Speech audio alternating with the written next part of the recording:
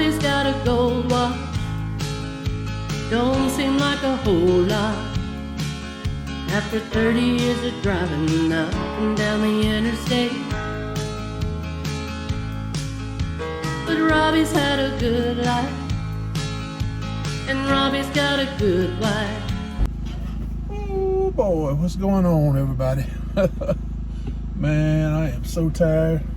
I got my toboggan on. There it is, the Landstar star.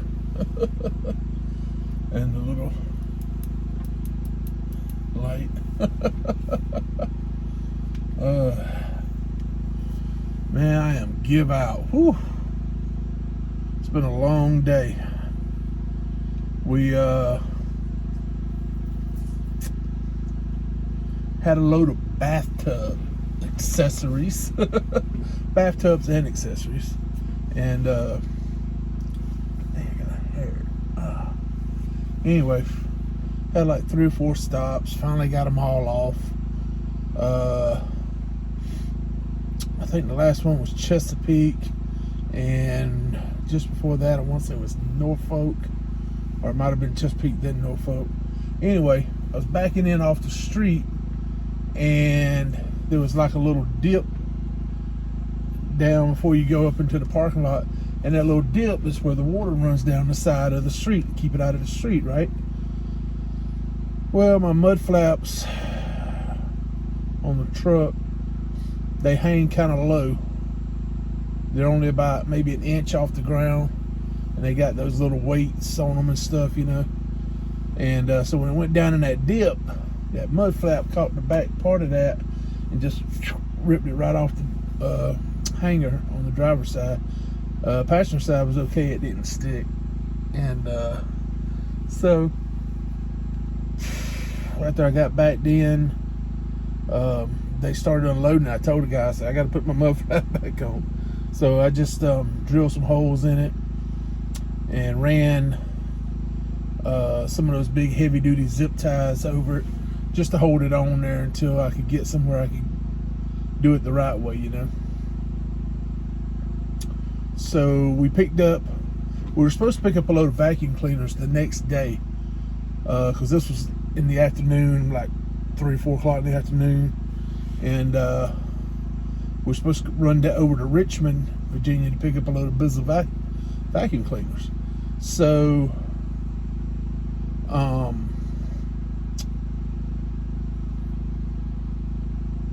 I called the agent and I said, hey, do you think that load will be ready today and I can just go ahead and pick it up today? Because it was delivering down in Deltona, Florida, down there, and a hurricane was hitting. Hurricane Helena. Was it Helene? No. Milton. Is it Milton? Yeah, Milton. And so I said, you know, that way we could, you know, is it still going through because of the hurricane? Yeah, still on track.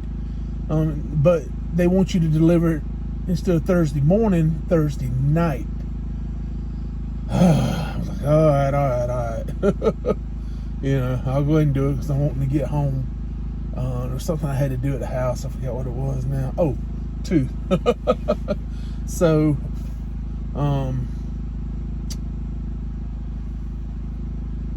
I got home, got the truck serviced, had to buy another tire.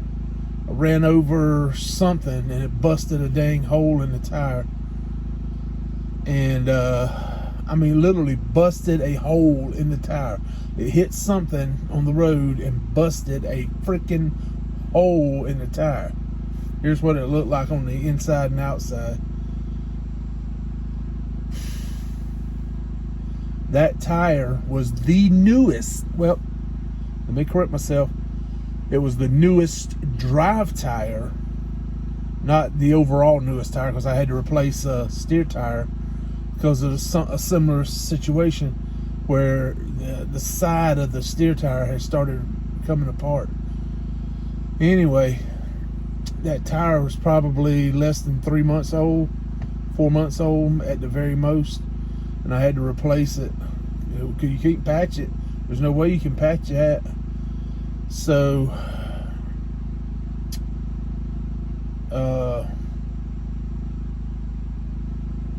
Called LCAP. They gave me a confirmation number to get a new tire. So I got the exact same new tire that busted. Because they don't, for some reason, the TA in Mariana doesn't stock Goodyears. I don't know why. You have to special order. So got the tire put on, truck service, all that stuff, and got back home. Oh, we had to get together too at Teresa's mom's house that next day, Saturday. So we did that, and so I went Monday and had a wisdom tooth pull. Oh, that was so much fun. The pulling the tooth part was the easy part, man. That was easy. That was no big deal. He had to put 3 stitches in my gum, and he said some kind of bone graft or something he had to put in there or something, and then stitch it all up. Oh my God. I like to die just doing those stitches, man. Because this dude, he wasn't some little dainty dentist. This dude could have played middle linebacker. You know, he's a decent sized fella. Not that he wasn't fat. I'm just saying he was, you know, stout. And my normal dentist that does all my work for me, Dr. Roan, I don't think that's something he does, if I'm not mistaken. Because if it is, he would have done it. Because he's my regular dentist. I love working with Dr. Roan. He's always been fair with me. He's never shot me any bull crap. It's always straight. This is what we need to do. These are your options. You know, whatever you want to do, we'll do for you. I mean, he's great. I love Dr. Roan.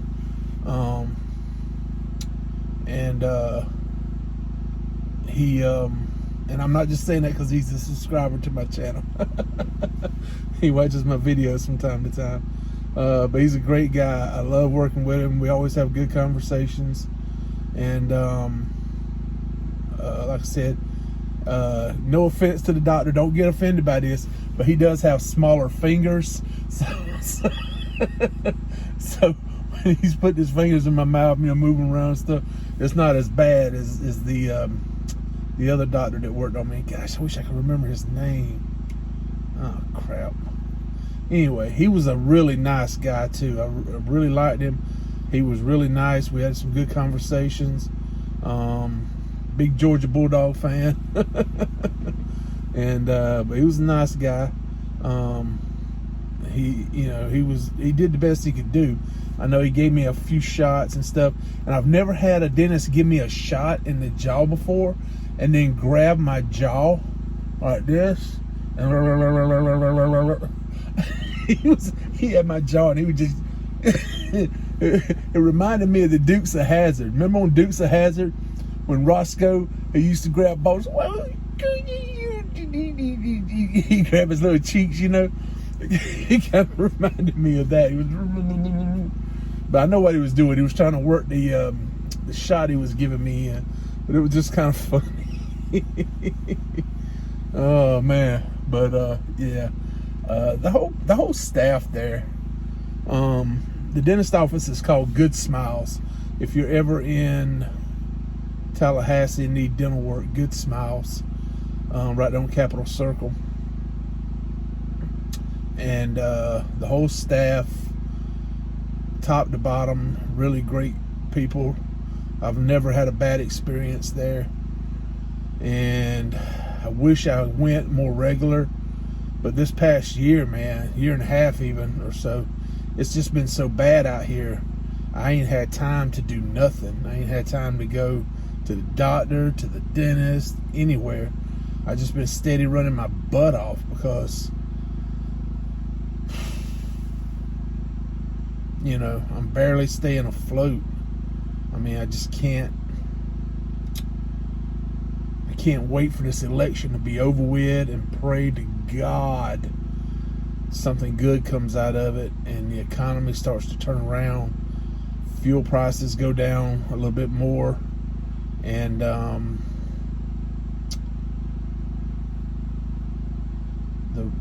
freight rates go up a little bit.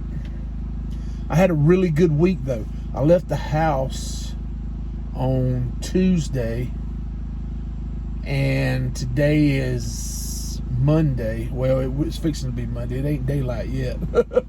It's late Sunday night. But by the time I deliver this load, that will put me at 8,500 for 7 days. So 8,500, 7 days, I'll take it. Now that's not 8,500 going in the bank. Don't get me wrong. Landstar gets their 35%, minus the fuel surcharge and the accessorials. And Uncle Sam gets his, and the gas man for the fuel gets his. And when it's all over with, I'll have a decent paycheck for a change. But it just worked out perfect where load after load after load just fell into place. I did a load of, I think it was clay, some kind of clay. It was a light load though, it wasn't heavy. It was only 70 miles, and it paid $975 to go 70 miles. That was crazy. The deadhead was further than the miles of the load.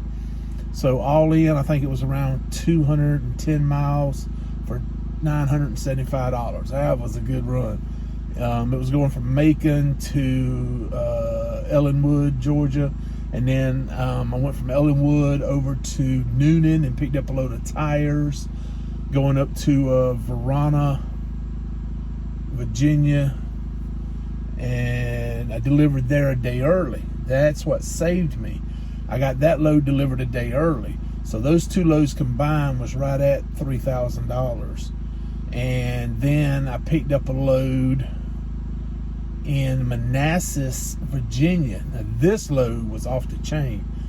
$2,300, a 1 day run. I picked it up Thursday, delivered it Friday. And that was down in Fairburn, Georgia. So I went from Manassas to Fairburn, Georgia. And then I picked up a load right there down the street from Fairburn in College Park, about 14 miles down the road at the for DHL, going up to Erlanger. Picked up Friday night, delivered straight through the next morning, Saturday morning. So I got all those loads in. Then I went and picked up this load of cabinets. And the reason I took this load, it was a little bit of deadhead from New Paris, Indiana, down to here to Charlotte. But the reason I took the load is because I had a choice. It's Saturday, and there's not a whole lot of loads on Saturday that hit the board. So it's either try to find something that's already on the board that I might could get, nothing looked good at all, or go ahead and take this load that was on the board, looked halfway decent. It's paying decent rate. It was almost $4 a mile. So with the deadhead and everything else, I'm still going to make some money on it. And it gets me into a hot freight area, Charlotte. And I've already booked the load out of, where's it picking up? Dadgummit. Shelby. Right down the road here in Shelby, North Carolina. Picking it up, going to Jacksonville. Now, there's a rhyme to the reason on this. Is I need to go to Jacksonville because I have to do my CABS class. And I'm going to put right here what CABS stands for because I don't remember. Something business, safety, something. Anyway, basically what it is, I have to go in, sign my new contract for 2 more years with the Landstar. And I also have to take a safety course. I think something to do with hazmat maybe. And there's something else. Oh, they offer you a business course too, where you can look at your numbers and do all that. And I'm not going to bother with it because it won't do me no good to look at my numbers, because this, I'm praying, was an anomaly. Just a effed up 2 years under Joe Biden, and I'm hoping we won't ever have this again. So, but this load that I'm taking delivers at 5:30 in the morning. So if I can get unloaded within an hour and a half, that puts me at, because I'm going to check in early. You know I am. But if they can get me unloaded by 7, I might be able to make it to the cabs class tomorrow morning. Because this load picks up tonight, Monday night, drive straight through, well, not Monday night, Monday afternoon around 2 o'clock, between 1 and 2 o'clock, drive straight down, do my break, and or at least part of a break or something, and get delivered, go to cabs class, and get that over with, and then hopefully be able to pick up a load Tuesday afternoon, maybe. Worst case scenario, I have to deadhead somewhere to pick up the load, and I pick up the next day. But maybe I can pick something up Tuesday afternoon after cabs class, hopefully. Fingers crossed. I got my load alert set up now. So I'm just steady rolling right now, going through the motions, getting it done, knocking out the miles, you know. And so this is, like I said, been a better week than normal. So I'm happy with this week. I wish I could do one like this just about every week. But here's the problem. Here's the problem. Let me let's see. I'm gonna show you something. If I can get that out of there. Let's see, move that over. All right. So, is it too bright? Yeah, move it a little closer. What's the thing? There it is. All right. See this number right here? 16 hours, 48 minutes. That's how many hours I have left that I can work between now and Tuesday night at midnight. All right, so let's go back. All right, so over here, this is my recap where I start getting hours back. So I won't get anything back tonight at midnight, which is okay because I'm not going to work 16 hours. But tomorrow night, Tuesday night at midnight, I get back like in 3/10 of a thing, getting back 7 full minutes. So 7 plus 16 is what? 23. So I'm not going to burn up 23 hours in 2 days. But then Wednesday night at midnight, only get back 2 hours. That's going to hurt. So this is what I hate. I hate this 70-hour bullcrap. If there was one thing I could beg President Trump to rescind, dispose of, it would be the 70-hour rule. Get rid of the 70-hour rule and we're golden, baby. We are golden. Because here's the thing, right? Tack on an extra hour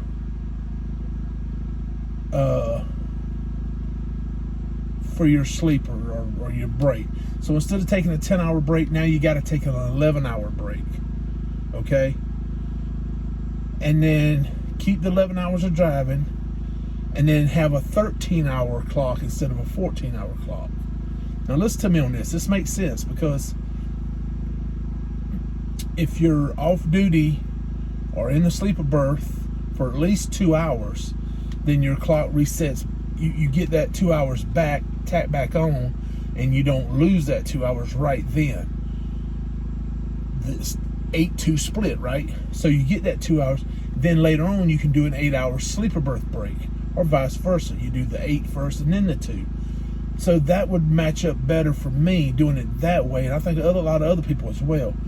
And then you got 11 hours, right? So 11 hours, man. That gives you an hour to eat dinner, an hour to take a shower, and then it leaves you 9 more hours to sleep, watch a little TV maybe.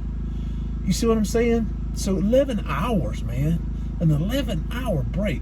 So that would change. So you could do 2 or 3, and then you would have to do 9 or 8 on the sleeper, doing the split sleeper thing, right?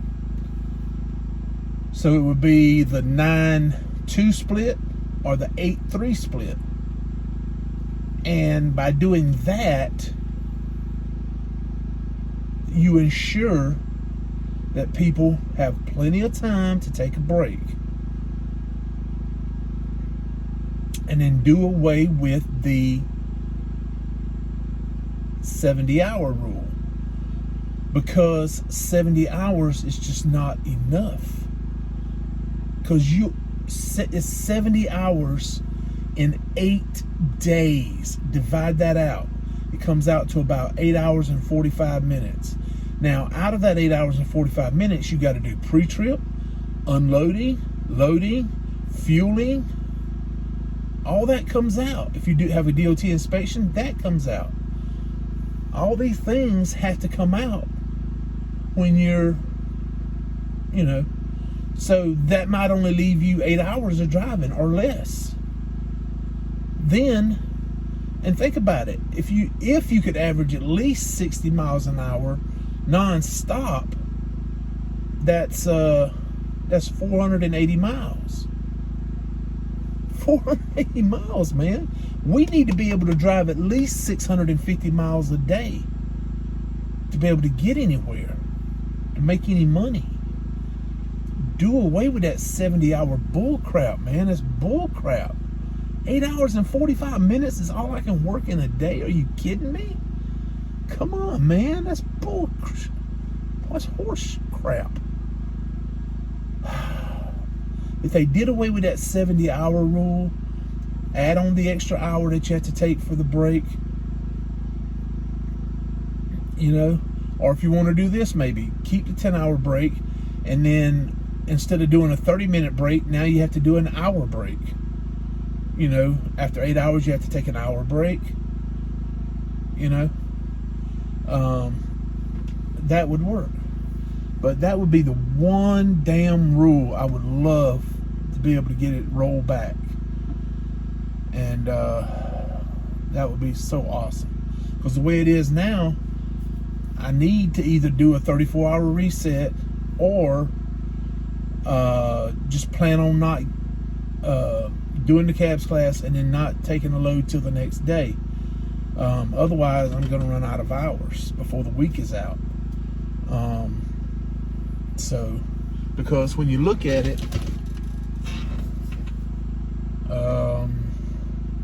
so the first day when I did that one-day run, that was 7 hours, roughly 7 hours. Then the next day, Wednesday, that load that I was picking up was supposed to have been ready at 6, wasn't ready until 10. So I picked it up that night around 10, and I drove 2 hours till midnight, So that's why I only had 2 hours that day. And then Thursday, I drove like in 2/10. Like in 2 100ths. All right, so the first number past the decimal point is tenths, right? So the second number past the decimal point is hundredths. So it was 10.98 hours I drove Thursday. All together combined, I worked 11.39 hours. So I'll get all that back Thursday night at midnight. And then Friday I did 9.5. And then Saturday, Saturday ain't even as bad as Sunday. Sunday I drove 11.41 and Saturday 11.33. How do you go over 11 hours of drive time, Triple T? Well, if you do like me, I was doing daytime sleeping, nighttime driving. So I did my break during the middle of the day. I would drive some before I took my break, and then I'd drive after I took my break, and then I was just doing that 10 hours, you know, in the middle. So that leaves 14 hours that you can drive it. Technically, you could drive in a day. If you took your break during the middle part of the day, then you got 7 hours at the front, 7 hours at the back. You know, so you could almost drive 14 hours a day and still take a 10-hour break. So those 2 days, Saturday and Sunday, a combined 22.74 drive time. Combined total hours for that day was 23.26. So that's why I ate up a big chunk of my clock was Saturday and Sunday. But like I said, if we just did away with the 70-hour rule, man, that would help me out so much. Because that 70-hour rule is killing me. Here, I'm going to just leave this right here. That way, there we go. You can actually see me a little bit. But anyway, that's one of the rules I'd love to get rid of, because it's just a killer. It is a killer. But anyway, I was going to do a short little talking video here and then play some road footage that I did going through the backwoods of Virginia